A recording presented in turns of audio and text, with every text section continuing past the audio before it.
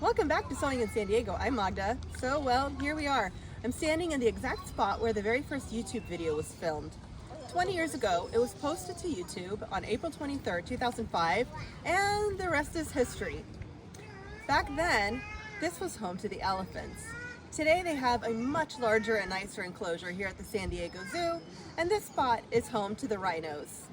Join me as I walk around the zoo and show you some of my very favorite places, and then for part 2 of this video, I'll do a tutorial for this zoo animal inspired tote bag. Let's start walking.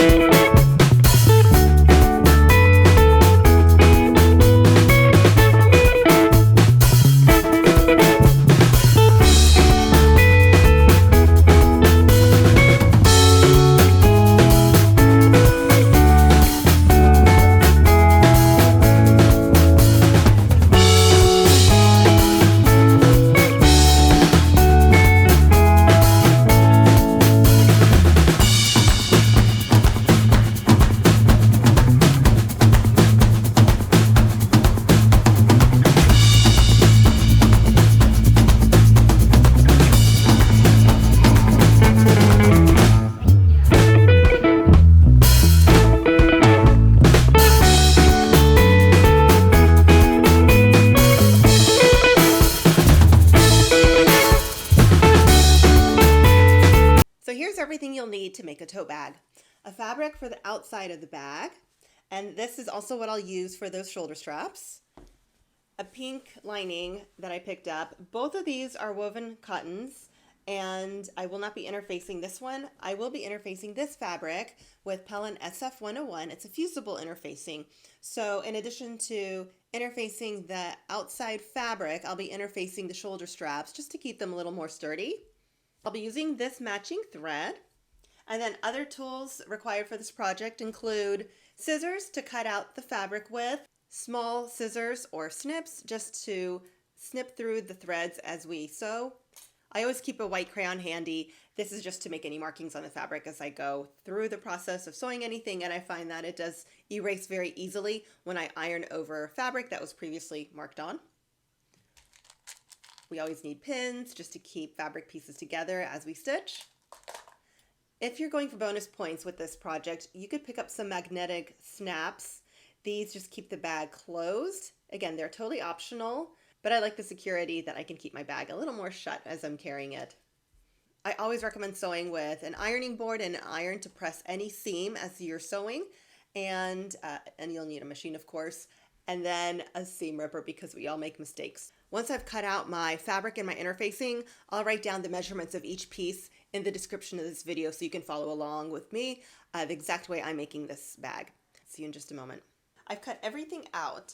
Now what I have on my ironing board is one of the shoulder strap pieces, and I've got the right side down, and on top of it I have a piece of interfacing. This textured part that's down is the sticky part. That's where your adhesive is. So I've got this down.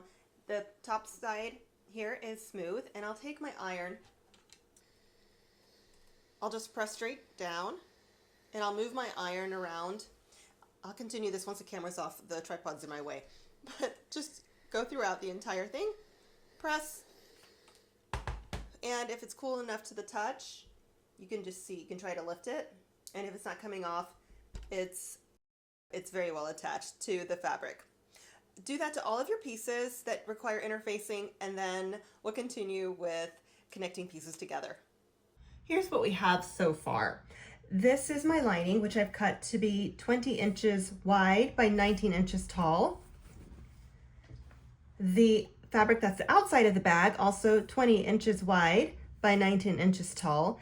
By the way, this has also been interfaced, And the reason I'm doing the 20 inches wide is because the Pellon SF101 interfacing does come in rolls that are 20 inches wide. So that's my limit there.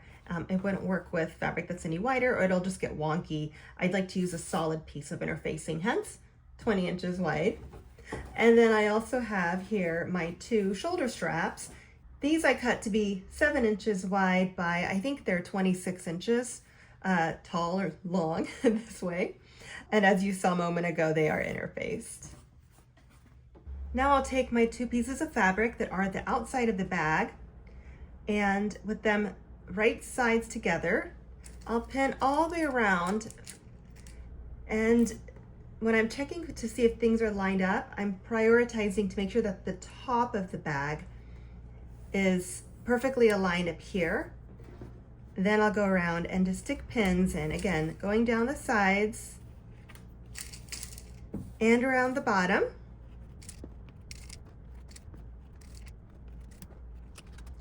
And now I'll stitch a 5/8 of an inch seam allowance down one side, across the bottom, and then up the other side.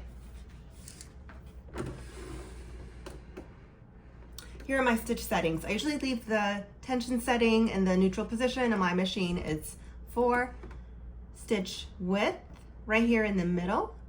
And then my stitch length, I usually set at you can see it, 2.75 millimeters. And I am, of course, using a straight stitch on this machine. It is number 2 right there.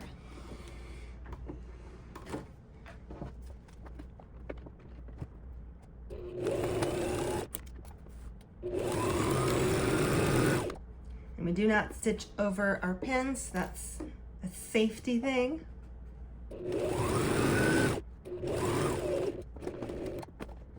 I'll do one diagonal stitch here.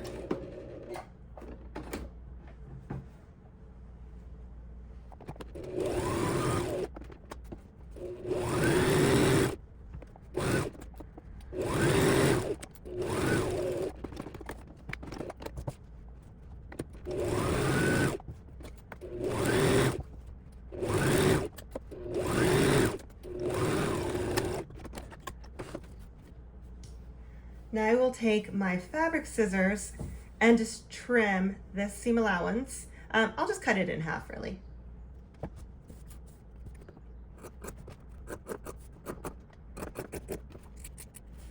Here I'll try to hug this corner without cutting through the thread, of course.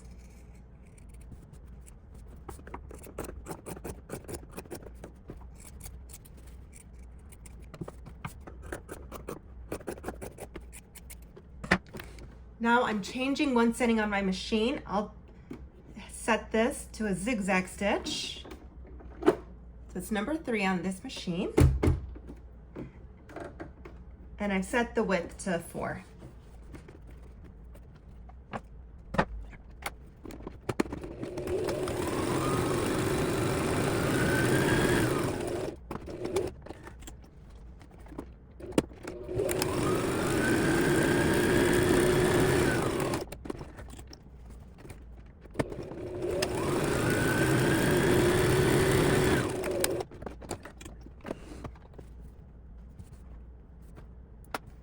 That zigzag stitch business really is optional. I just like that it keeps the fabric from fraying too much.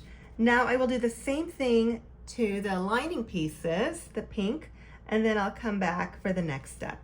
Here's my lining piece right here, stitched together. I did not hug this corner when I trimmed the seam allowance, which just made for easier zigzagging around the corners.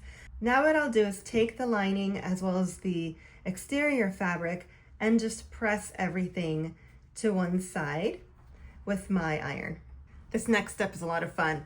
So I have my lining here and my seam allowances have been pressed flat. Now I'll put my hand inside and kind of maneuver the fabric so that I have a corner here, and this side seam lines up perfectly with this bottom seam. Excuse me, this is the side seam, this is the bottom seam, but they should be together. You should kind of feel for that.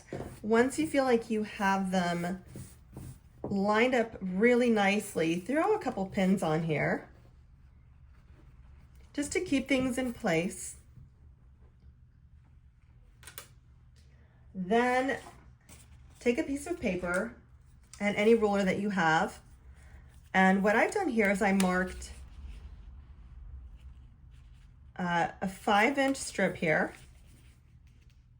And then I made a mark for the middle point, so 2.5 inches. What I'll do is place this down on my fabric so that where that middle mark is lines up with the seam, and then the 2 side marks line up with the edge of the fabric. Then I'll take a pencil and I'll mark that.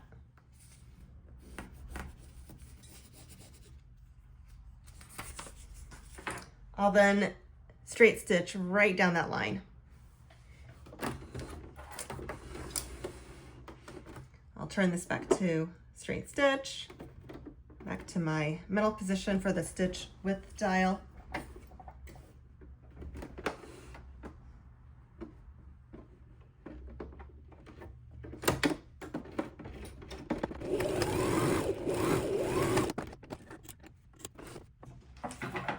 I will trim this.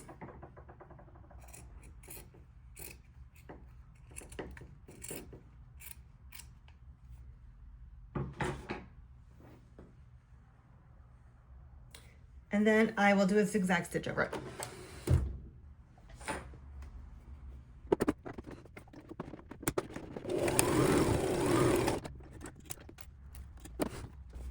So what I just created is a boxy bottom for the bag.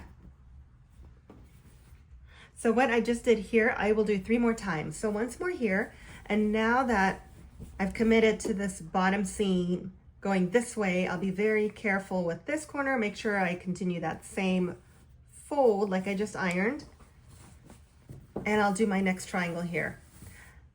Again, I'll do the same thing also with my zoo animal fabric, and then I'll come back for next steps. Here's what all 4 of these look like. Now I can set aside this, and out of the lining piece, I'll attach these snaps right here. Again, they are optional, but I think they're cool, so I will attach them.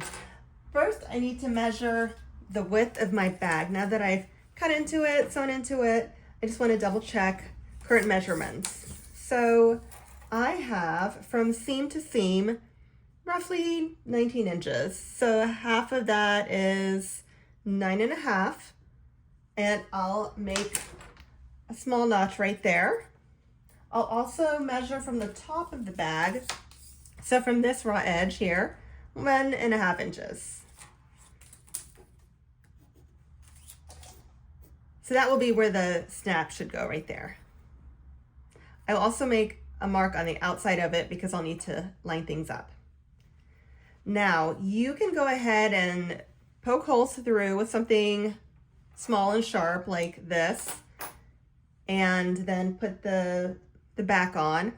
Or if you feel like your fabric isn't really stiff enough, like I think mine is pretty flimsy here, I'm going to cut out a circle of interfacing, press it down, and then I'm going to remark that cross right there. Here's what I have. I just cut out some circles, pressed them down, totally eyeballing the shape and the size, and I can still see where that center point is of that mark, and I can see through the interfacing just fine. So these pieces should go on what will be the inside of the bag, and then these washers will go on the side where you've got your seam allowances right here. So take one of these, flank that dot, and if you can eyeball it, go ahead and start cutting in. If not, take a pencil and carefully mark where they should fall on either side.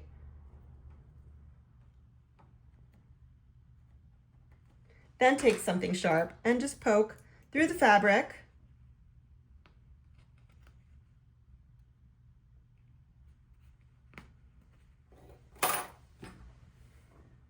push one of these through.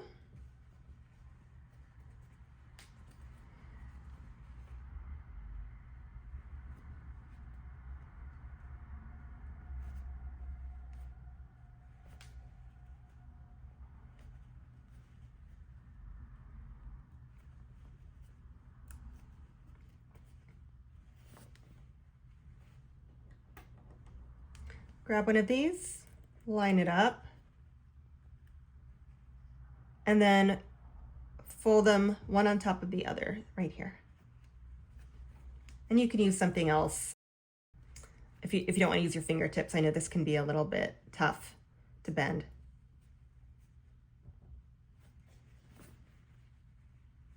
And there. Now I'll do the same thing to the other side, and that's how they should look. They should just snap together. It's a really strong snap. I love the magnet. Okay, now with that done, I will move on to working on the straps. So here are my 2 shoulder strap pieces. I'll start by working at my iron. I'll fold each of these strips down, so wrong sides together, just so I have a center crease.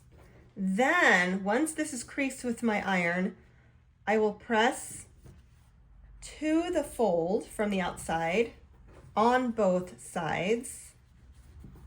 Then I will recrease. Then I'll come back and do some stitching. When I'm doing this, I usually end up with one side sticking out a little bit more here than the other. If that doesn't make sense, let me show this up close a little bit. One side will always not come to meet the other one, and that's just because I don't fold one as far in as the other, and that is intentional. However, if yours line up and are totally flush here, that's fine too. I don't think there's really a wrong way to do this. Okay, let me start pressing and then I'll show you what it looks like, and I'll continue stitching. After pressing them, here's how they look. So again, I folded them in half, then I folded towards the middle, and then refolded on that original crease. Now I'll take my machine over here, and I will just stitch all the way down near the edge. Again, if they're even, then you're just stitching near the edge. If one of them doesn't meet the other one, then use that one as your guide and just edge stitch really close to the edge of the one that's, I guess, more on the left.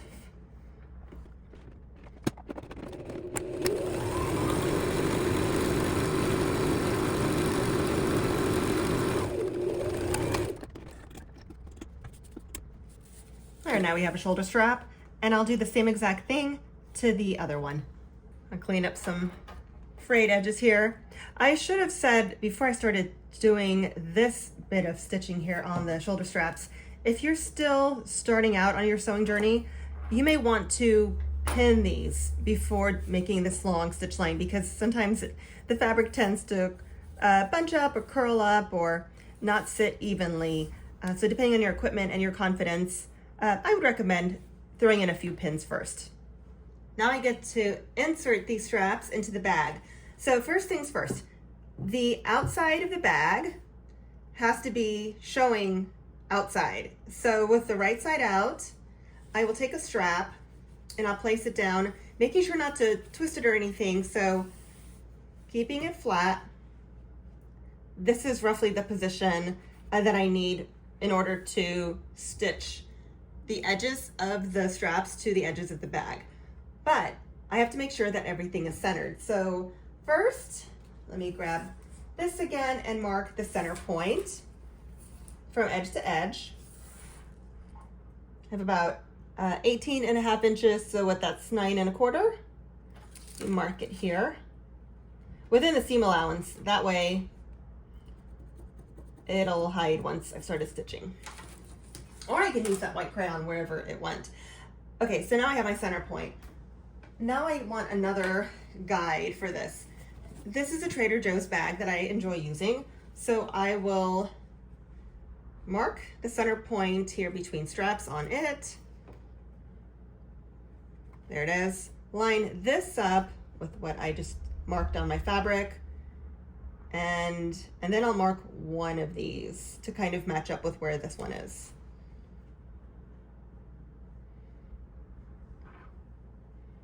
And again, within the seam allowance.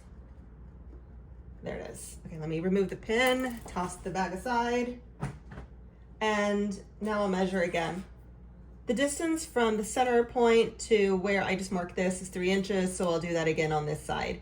So 6 inches apart is what I want for these straps.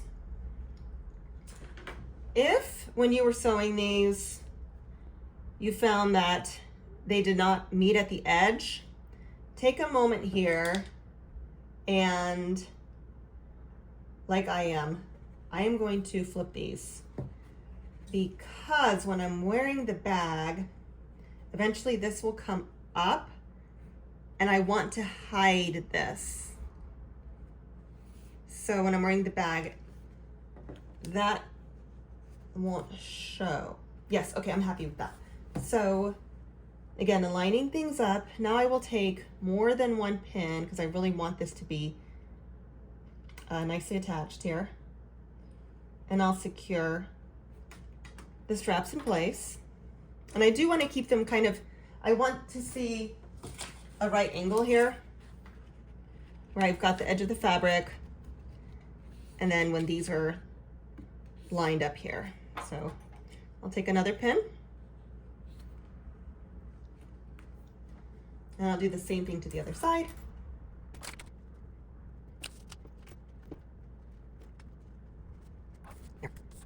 I'll go ahead and pin the other shoulder strap now to the other side of the bag, and then I'll put the lining over it, and I'll show you what else we have to prep before we stitch everything together all the way around.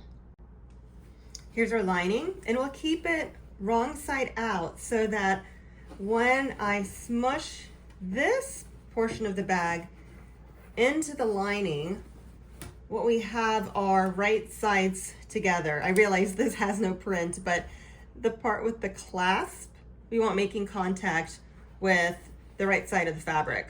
I'll start by lining up the side seams here.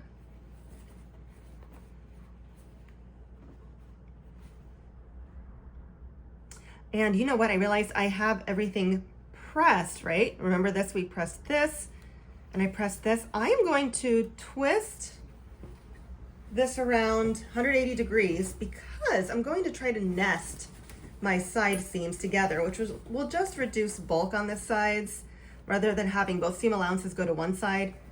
In theory, they should nest. Let's see. These are going down. Yes. Having done that, I now see that these were pressed in the opposite direction. So when I pin them, what you should see here is nesting. So they're not both going to the same direction, but one is going to the left, one is going to the right. And they feel like they kind of snap into place right here. So now I'll take my army of pins and go all the way around, save for about 4 inches somewhere, so that I can turn the bag inside out.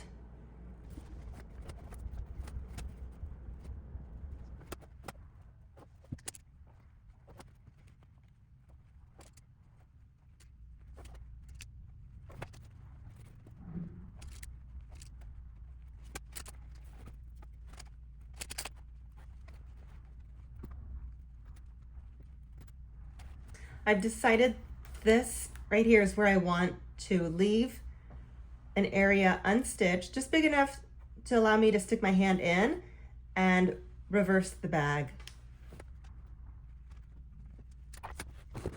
Double check my stitch settings. Width is middle, 2.75 here, straight stitch.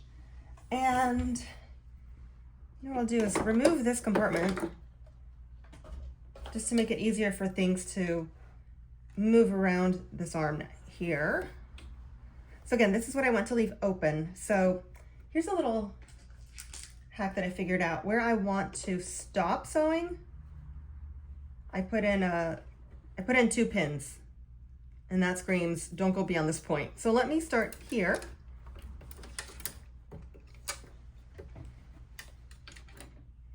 Right before this seam. and I'll stitch at 5/8 of an inch seam allowance.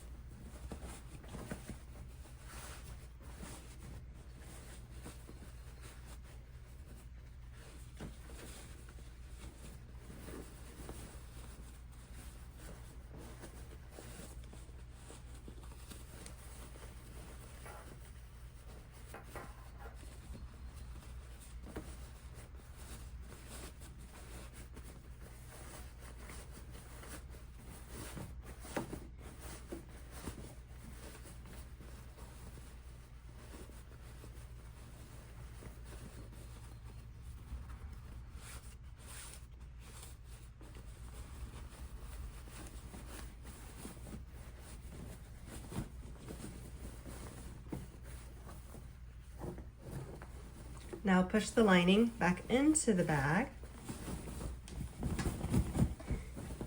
How cool is that? That is always so satisfying for me to see at the end here. Love it. Okay, so now I will be top stitching here, and in doing so, this will become closed. So I'll go to my machine, and as I'm pressing, I will be careful to, let me turn this way. I will be pressing this so that from the inside I can see a little bit of the exterior fabric. Now, if you want the lining to show, of course, press it the other way, but I like for it to be just kind of tucked in, so only 1 millimeter or 2 showing here. Then I'll go around and I'll stitch the whole thing all the way around. After I press this, I noticed that I have a little bit more lining here than outside fabric, so I will throw in a couple of pins here where it's open just to minimize the eventual ripples that I think will form. There, 1, 2, let me pop in a third one. I'm hoping that's enough. And then I'll just stitch all the way around.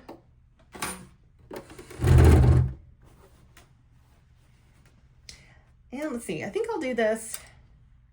Let me do it this way. I'll place this back here, and I'll want to stitch so that I can see lining side up, so that I just keep an eye on that exterior fabric.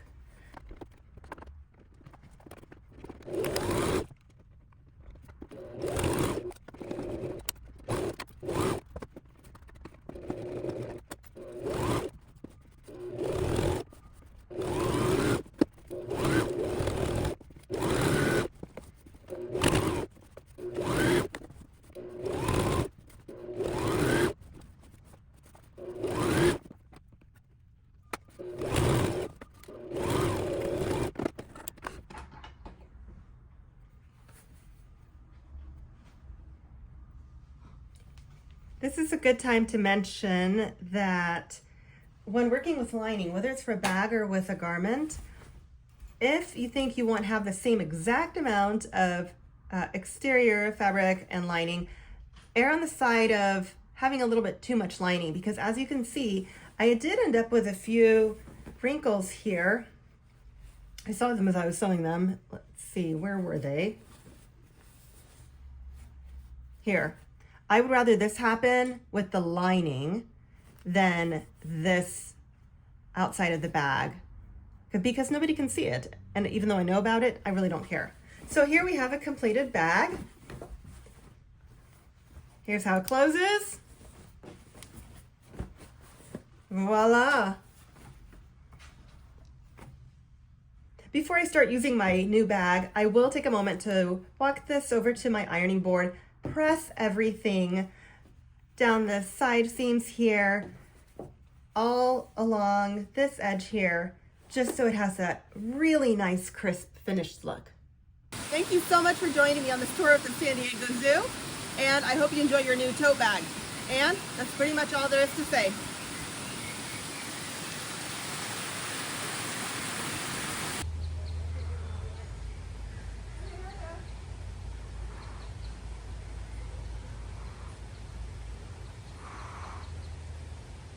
Thank you.